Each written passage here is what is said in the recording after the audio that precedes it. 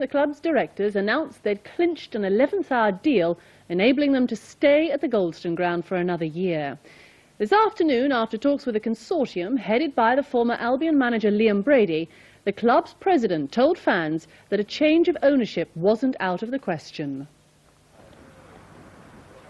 Fans gathered from early morning on what was billed as make-or-break day for their club.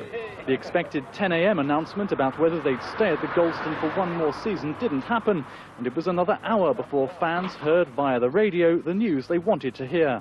After very careful consideration of all of the relevant facts, unanimously decided to stay at the Goldstone. The fans were convinced that it had been their people power pitch invasion at the weekend that had forced the club to sign on the dotted line with the ground's new owners, allowing them to stay for one more year. The club's statement today added emphatically that the Albion is not for sale.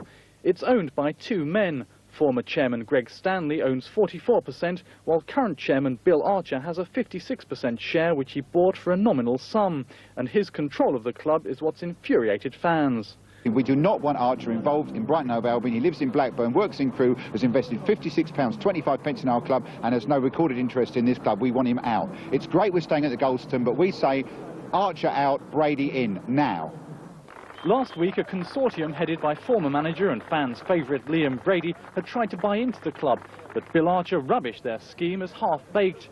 Today, Albion Chief Executive David Bellotti held a news conference amidst the debris of Saturday's disturbance, refusing to talk directly about Liam Brady, but saying that the door was still open to new investors. So if people have got substantial funds, we're very willing to talk to them. But that's always been the position around the ground. As I understand it, the view of the sort of the Brady consortium is, though, that it would need a total change of the shareholder structuring and the management. Well, I don't think I would want to debate with a future investor of the club what the detail of it would be. However, in a separate news conference at the Goldstone just a couple of hours later, Greg Stanley announced they had been talking to Liam Brady's consortium, representatives of which stood alongside him. Minutes later, David Bellotti attempted to leave the ground, but angry fans blocked his way.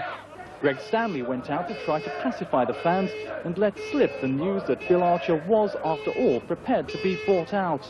Are we going to see William Archer relinquishing his 56% controlling interest share?